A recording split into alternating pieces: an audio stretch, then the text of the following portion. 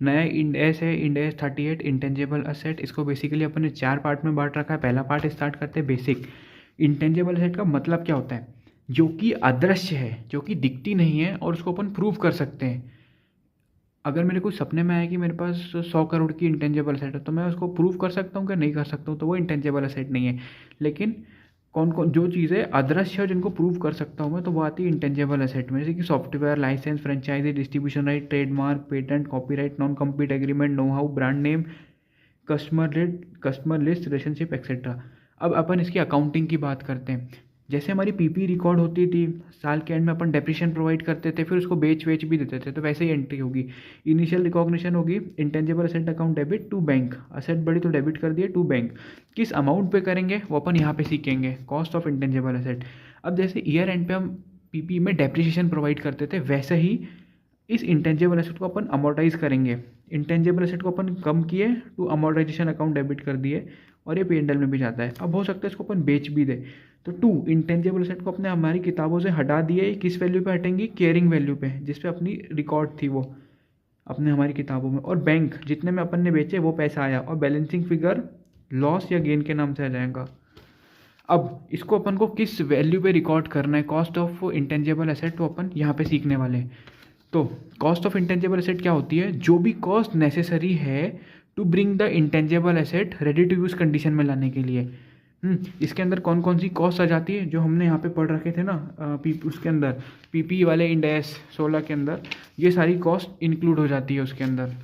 Plus दो extra cost कौन सी है?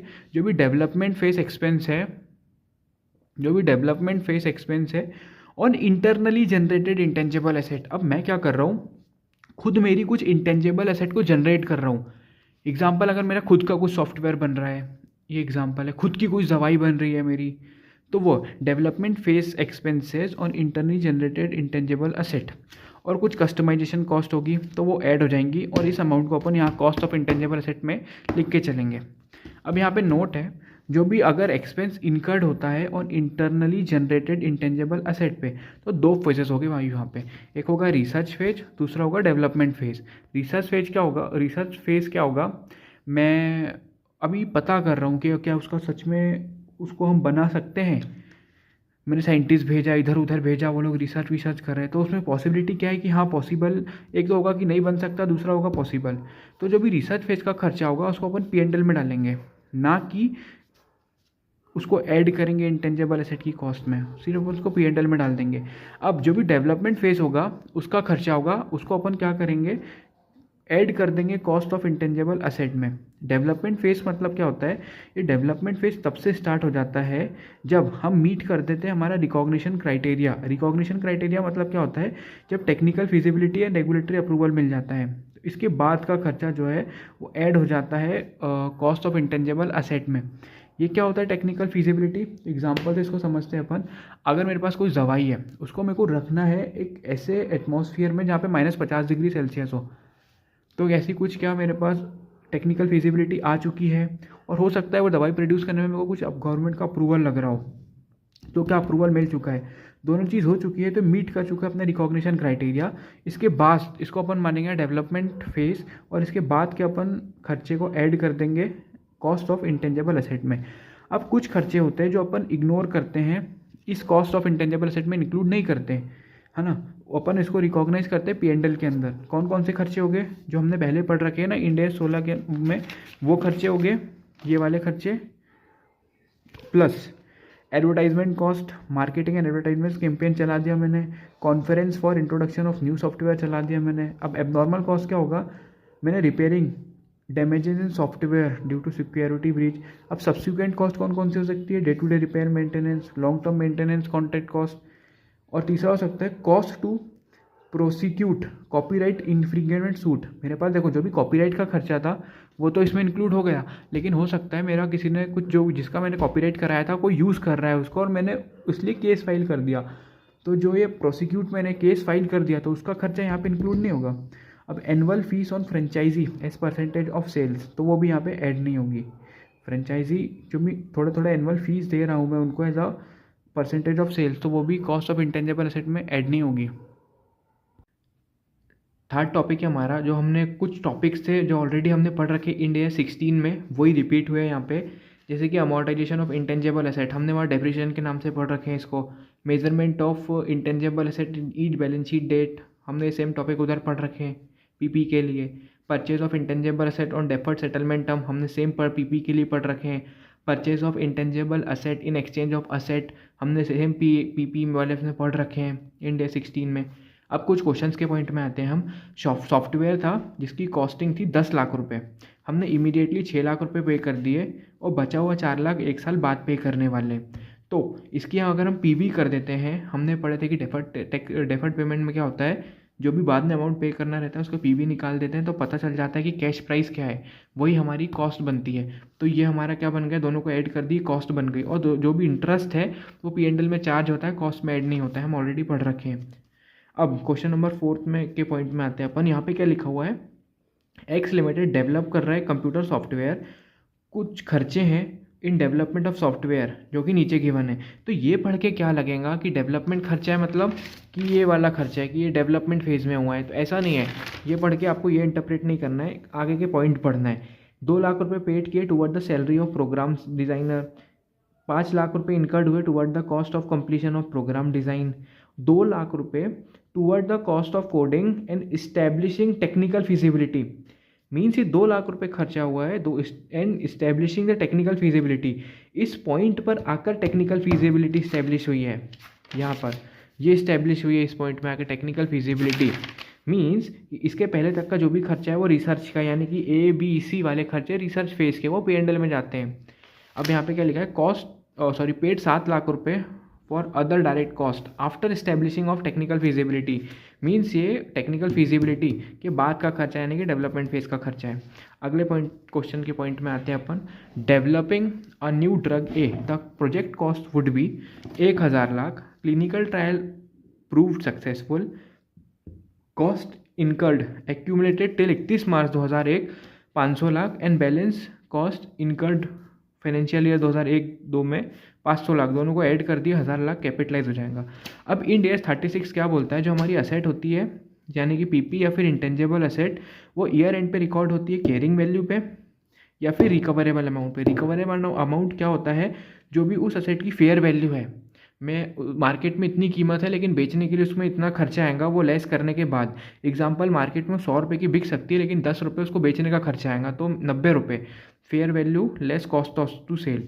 और दूसरा पॉइंट, वैल्यू इन यूज़, तो मैं उसको मेरे धंधे में कितने में यूज़ कर सकता हूँ, विच एवर इज़ हायर, वो मेरी रिकवरेबल अमाउंट हो जाएगा। तो दोनों में से CV और recoverable amount which ever lower, उस पर वैल्यू होगा हमारा असेट। और दोनों के बीच में जो भी डिफरेंस आता है कैरिंग वैल्यू और रिकवरेबल अमाउंट के बीच में, उसको बोलते हैं अपन इम्पेयरमेंट लॉस, ये P&L में जाता है। एक और पॉइंट, क्वेश्चन के पॉइंट में आते हैं अपन। एक्स लिमिटेड जो है उसने पे किया 1000 लाख नो हाउ के लिए 5 साल के पीरियड, जिसका पीरियड था 5 साल। हमने अंदाज़ा लगाया कि ईयर 1, 2, 3, 4, 5 में इतनी इतनी यूनिट्स प्रोड्यूस होगी। एक ईयर में 50,000 यूनिट प्रोड्यूस हुई, लेकिन सेकेंड ईयर में क्या हुआ, 65,000 यूनिट प्रोड्यूस हो गई। और थर्ड ईयर में हम ये बोलता है कि हमने हमारे एस्टिमेशन को रिवाइज कर दिए third year, fourth year, fifth year के लिए। अब इसमें प्रोडक्शन वाला दिया हुआ है, इसमें हमको क्या करना है, अमोर्टाइज करना है इस 1 लाख रुपये को। तो यूनिट्स का डाटा दिया हुआ है तो हम वो प्रोडक्शन यूनिट वाली मेथड लगा देंगे। SLM WDB के अलावा एक और थी ना प्रोडक्शन यूनिट, तो प्रोडक्शन यूनिट वाली मेथड हम लगा देंगे यहाँ पे।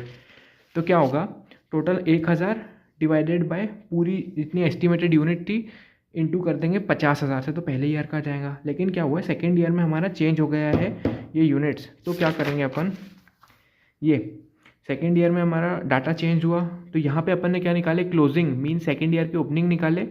अब इस अमाउंट को अपन को अमोर्टाइज करना है बचे हुए 1, 2, 3, 4 सालों में।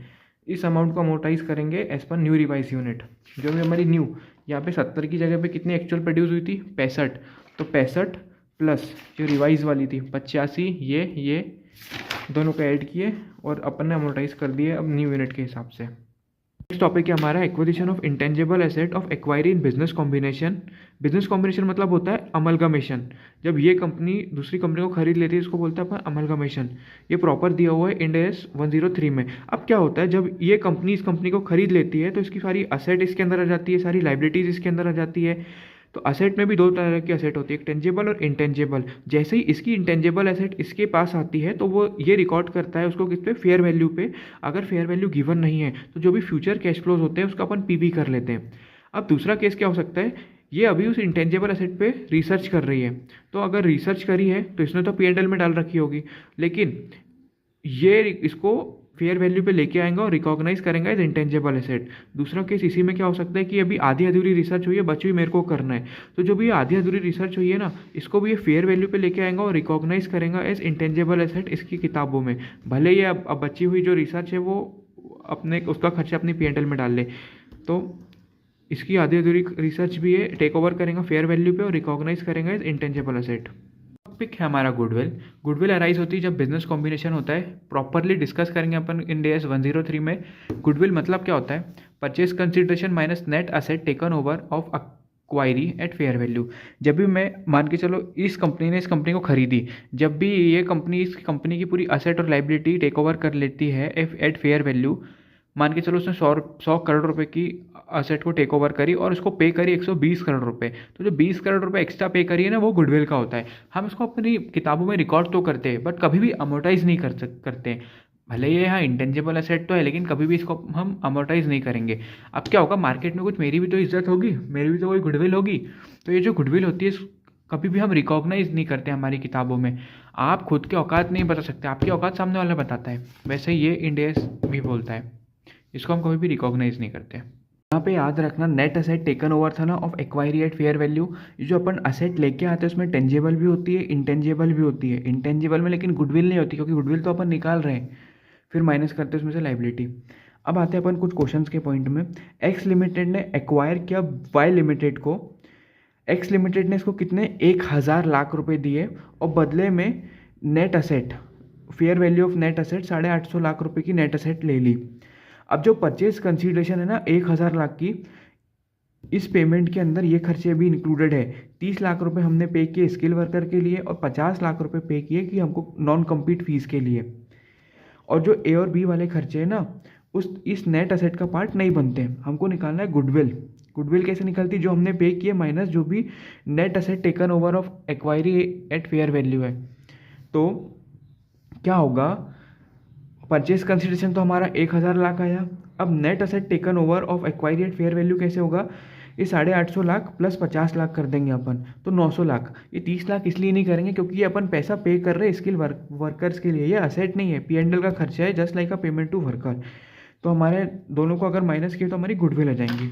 नेक्स्ट क्वेश्चन के पॉइंट में आते हैं हम। 4 मई 2001 को हमने परचेज किए फ्रेंचाइजी, यहाँ पे 80 लाख रुपए की, जिसकी लाइफ है 5 साल। क्वेश्चन में बोल रखा है कि taking the full year amortisation in a year of acquisition. Question हमको क्या बोल रहा है कि इंटेंजेबल एसेट की वैल्यू क्या होगी और 31 मार्च 2002। ये सॉल्यूशन है।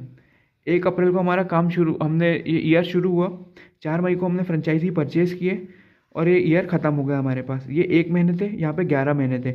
अगर हम इस 80 लाख को अमोर्टाइज करते 5 साल में तो इस साल पूरे साल भर की कॉस्ट रिकॉर्ड होती, लेकिन हमने तो परचेज ही 4 मई को किए थे, तो हमारा दिमाग तो बोलेगा कि 11 महीने की कॉस्ट भर अमोर्टाइज करो इस करंट फाइनेंशियल ईयर में। लेकिन क्वेश्चन में हमको दे रखा है कि taking full year amortisation in a year of acquisition means ये जो डेट ऑफ परचेज है वो इरिलेवेंट हो गई 2001-2 में, यानी कि इस ईयर में 11 मंथ की नहीं पूरे 12 महीने की कॉस्ट अमोर्टाइज होगी। अब नेक्स्ट क्वेश्चन के पॉइंट में आते हैं हम। ईयर शुरू हुआ हमारा 1 अप्रैल 2005 को। 1 जून 2005 को हमको ऑब्टेंड हुआ अप्रूवल, यानी कि वो रिकॉग्निशन क्राइटेरिया मीट हुआ। मतलब इसके बाद का फेज़ डेवलपमेंट फेज़ हो गया, इसके पहले का फेज़ रिसर्च फेज हो गया। ये साल ख़त्म हुआ और 20 अप्रैल 2006 को हमारा कंस्ट्रक्शन कंप्लीट हुआ। क्वेश्चन बोलता है कि 18 लाख की कॉस्ट इनकर्ड हुई है during the year till 31 March 2006। During the year means साल भर, 1 अप्रैल 2005 से 31 मार्च 2006, साल भर में कॉस्ट इनकर्ड हुई है 18 लाख रुपए। और इसने क्या किए हैं, इसको रिकॉग्नाइज कर दिए हैं एज इंटेंजेबल एसेट। तो क्वेश्चन ने गलत किया है, क्योंकि अप्रूवल तो यहाँ तो मिला, यहाँ पे मिला है, तो इसके बाद की कॉस्ट जो है वो कैपिटलाइज होना था और यहाँ की कॉस्ट हमारी P&L में जाना चाहिए थे, तो वही करना है। 18 लाख 12 महीने की कॉस्ट थी, तो 2 महीने की कॉस्ट P&L में चली जाएंगी क्योंकि वो रिसर्च फेज का खर्चा था। 18 लाख डिवाइडेड 12 मंथ किए इंटू 10 मंथ किए तो इसमें इतने समय की कॉस्ट आ गई। ये ऐड हो जाएंगी कॉस्ट ऑफ इंटेंजिबल असेट में क्योंकि वो डेवलपमेंट फेज का खर्चा है। और चैप्टर हमारे यहीं ख़त्म होता है। ये एक और एक्स्ट्रा क्वेश्चन का पॉइंट डिस्कस करना है। इस 17th वाले का सेकेंड क्वेश्चन का सेकेंड पार्ट था वो, हमने परचेस किए नेट असेट फॉर 13,20,000। फॉर मतलब परचेस कंसीडरेशन थी हमारी 13,20,000 रुपये। The fair value of acquiree identifiable net asset वो 10 लाख रुपये। हमने 13,20,000 रुपये पे किए, बदले में हमको असेट कितने की मिली? 10 लाख की। अब यहाँ पे लिखा है ना आइडेंटिफाइबल नेट असेट, तो आइडेंटिफाइबल वर्ड हमने यहाँ भी पढ़े थे कि आइडेंटिफाइबल गुडविल होना चाहिए। तो ये पढ़ के ये मत मान लेना कि 10 लाख रुपये गुडविल का है। आइडेंटिफाइबल मतलब जिनका प्रूफ होता है, प्रूफ है तो बाकी जो पीपी होगी उनका भी असेट होगी उनका भी प्रूफ होगा, तो वो है ये आइडेंटिफाइबल नेट असेट, ये गुडविल नहीं है। जब हम 13,20,000 में से 10 लाख माइनस करेंगे तो 3,20,000 रुपये का जो अमाउंट है वो गुडविल का है।